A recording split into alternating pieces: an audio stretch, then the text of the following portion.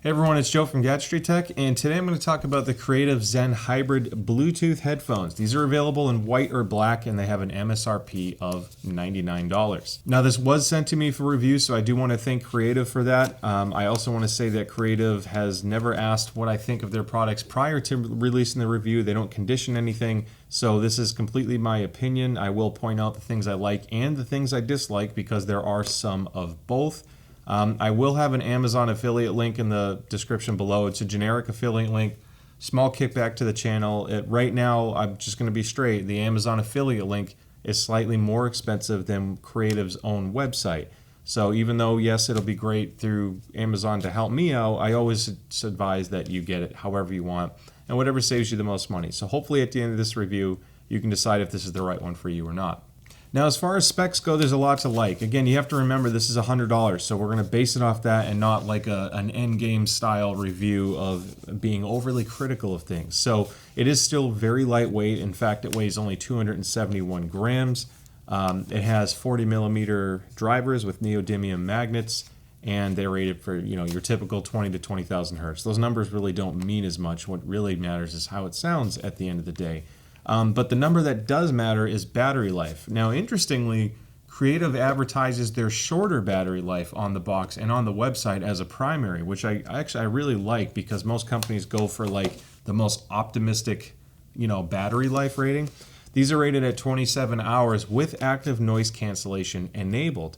If you disable active noise cancellation, you still get 37 hours. So the battery life is pretty good. Again, at this price range, that's average to above average. Partly thanks to Bluetooth 5.0, but either way, that's what the battery specs are. Now inside the box, you get this aux cord because in aux mode, it doesn't require any battery. You can plug this into anything with a 3.5 millimeter headphone jack, and that does only do audio. It's not a TRRS cable, which means you can't use the integrated mics via the aux cable.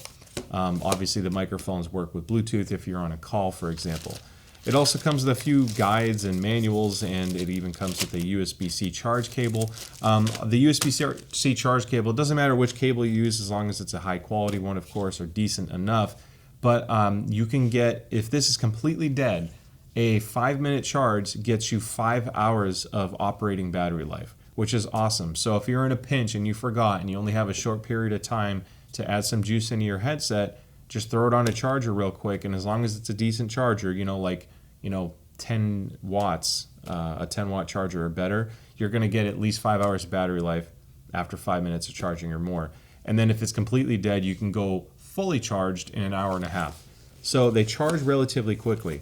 Now, let's cover some other basics. So one, I was shocked. When I got this box, I was like, uh-oh, did I get the right product here? Because it was so tiny. I'm like, I've never seen headphones come in such a small box, and that's because of how these can fold up. They get very small, and it does come with this really nice carrying case. I like that it's a bag for something like this because they're not so expensive where I feel like you need a hard case to protect them at all costs. As a travel headphone, getting something that's this small, my gripe with some headphones for travel is their size when they're not being used, taking up space in my bag. I've usually used TWS or wireless earbuds more when I travel. However, I prefer the sound quality and comfort of an over-ear. So when I see headphones like this that give you a more compact size, and because it's in a soft case, I can fit it more easily in my bag, it makes it a little bit more compelling for travel. Now, because it's lightweight, they can get away with a fairly light clamp force.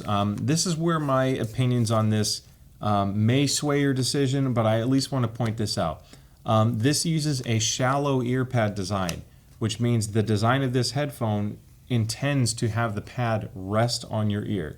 If you have very large ears or your ears point outward, for example, you're going to feel more pressure towards the back of your ear. To some people, that's a problem. To others, they actually prefer this. This does help with consistency on the imaging and sound quality, if you will, as long as you maintain a good seal, because it's basically put in the driver right there. Not too deep of a pad, so the pads have less of an impact on the sound quality.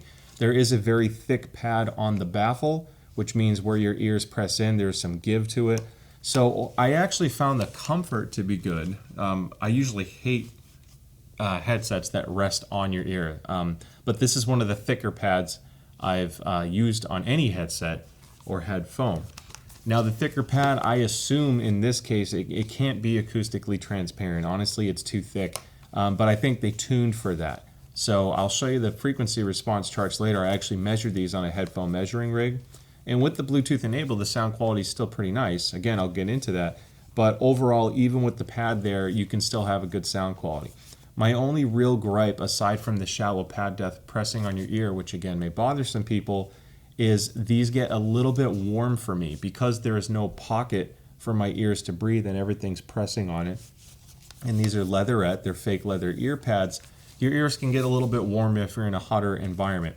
Now, some people aren't affected by this. If you've had tons of other headphones or headsets before and you travel or go out and about and you've had this leatherette or fake leather material, it's really not much worse. The only thing that I think makes it get slightly warmer is the fact that the pads are more shallow, or the pads are more shallow. So take that for what you will. In a colder environment like my office, I found it fine. Every now and then I did feel like I had to kind of pull it off a little just to get a little air, and then it was good for a long time.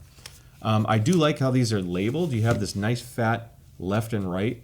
There's no guessing. It's very obvious which side is which, and if you just want to have a quick reference, all of your buttons are on the right hand side. You just have a charge port on the left. Now before I get into buttons, I do want to say this does swivel in addition to collapse. Usually I like it when they swivel like this because when you take them off, you can rest them around your neck. This design with the yoke, this is a little too tight. It's uncomfortable. So if you need something that swivels around your neck, you typically want an offset yoke. So when they fold down like this, they actually open and not close.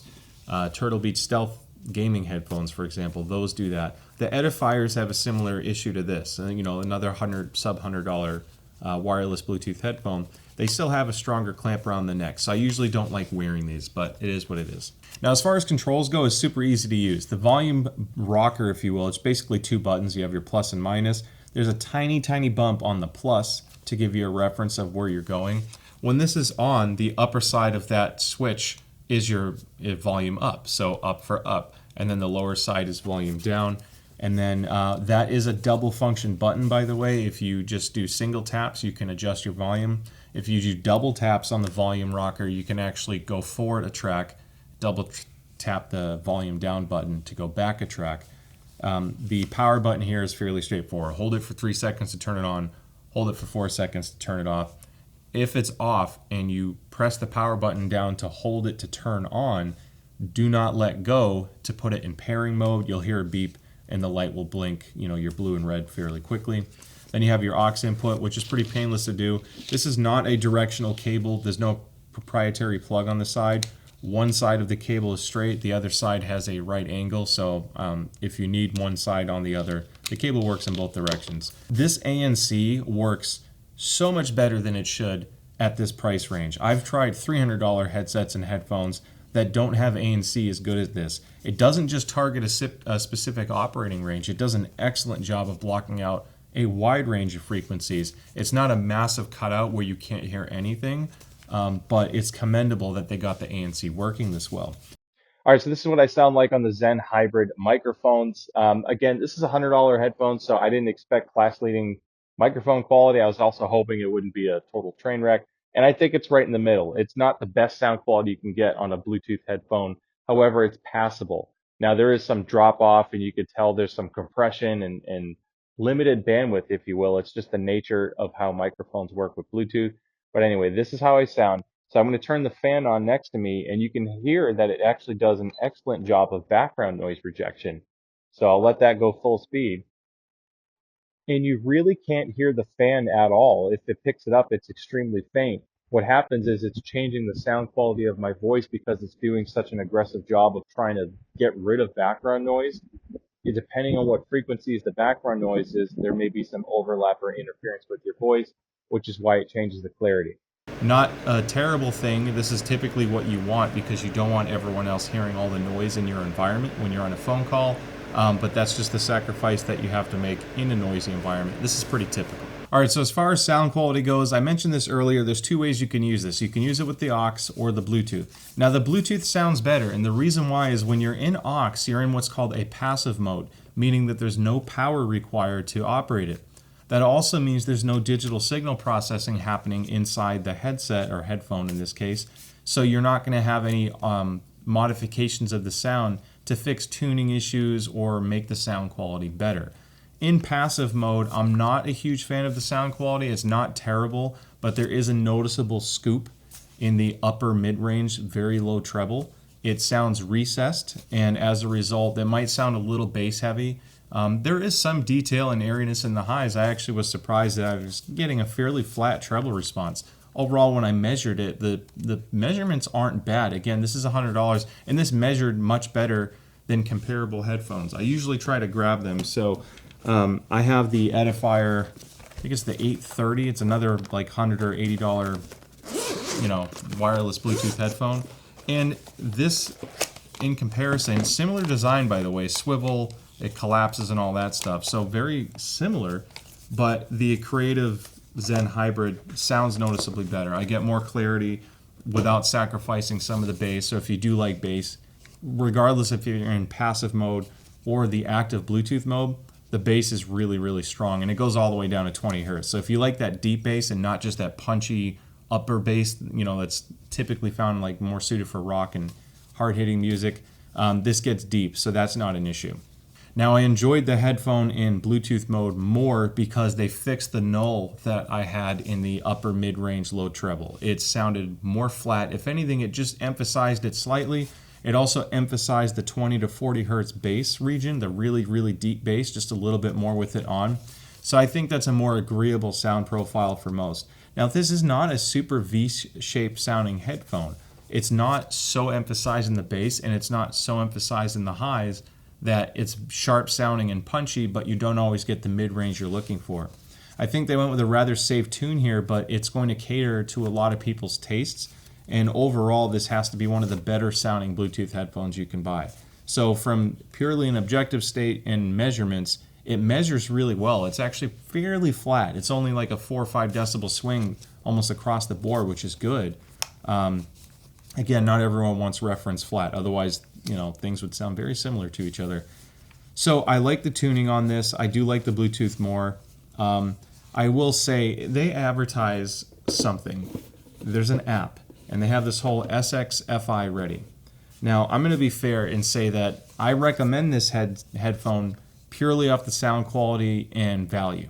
It is an incredible headphone for $100 or less, and the active noise cancellation is top-notch, even in a $200 headphone. This really does an amazing job. What I am not a fan of is this software does not work properly. There are comments on it online. I tried a lot to find the right way to do this, because in this video, if I found the right way to make it work, I would explain that to you.